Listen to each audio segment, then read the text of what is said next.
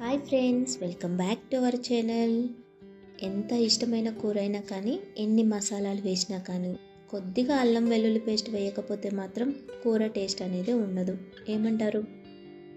అలాంటి అల్లం వెల్లుల్లి పేస్ట్ మార్కెట్లో కొనే అవసరం లేకుండా ఎక్కువ రోజులు నిల్వ ఉండేలా ఇంట్లోనే ఈజీగా ఎలా ప్రిపేర్ చేసుకోవాలో ఈ వీడియోలో చూపిస్తాను. ముందుగా అల్లం వెల్లుల్లి తీసుకోవాలి. ఈ అల్లం వెల్లుల్లిని ఈక్వల్ క్వాంటిటీలో అయినా కానీ లేకపోతే వెల్లుల్లి కొంచెం ఎక్కువైనా కానీ తీసుకోవాలి. నేనైతే ఇక్కడ వెల్లుల్లి పొట్టు తీసి వేస్తున్నాను. చాలామంది పొట్టుతో కూడా వేస్తారు, అలా కూడా వేసుకోవచ్చు. తరువాత అల్లాన్ని ఒక 10 నిమిషాలు నీటిలో ఉంచి శుభ్రంగా కడుక్కోవాలి. ఇలా నీటిలో ఉంచడం వల్ల అల్లం మీద ఉన్న పొట్టు మనం స్పూన్తో కానీ లేకపోతే చాకుతో కానీ తీసినప్పుడు చాలా ఈజీగా వస్తుంది. అల్లాన్ని చిన్న చిన్న ముక్కలుగా కట్ చేసుకోవాలి.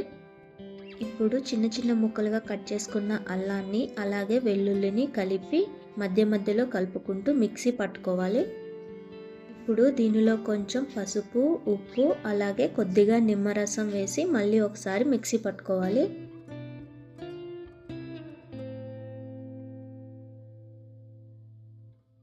ఇలా మెత్తగా మిక్సీ పట్టుకున్న మిశ్రమాన్ని ఒక గాజు సీసాలో స్టోర్ చేసుకోవాలి. దీనిని మనం ఫ్రిడ్జ్లో పెట్టినట్లయితే 3 months వరకు నిల్వ ఉంటుంది. బయట పెడితే 1 month వరకు నిల్వ ఉంటుంది. చూసారు కదండి అల్లం వెల్లుల్లి పేస్ట్. నేనైతే ఇంట్లో ఇలానే ప్రిపేర్ చేసుకుంటాను. మీరు ఎలా ప్రిపేర్ చేస్తారో కామెంట్ చేయండి.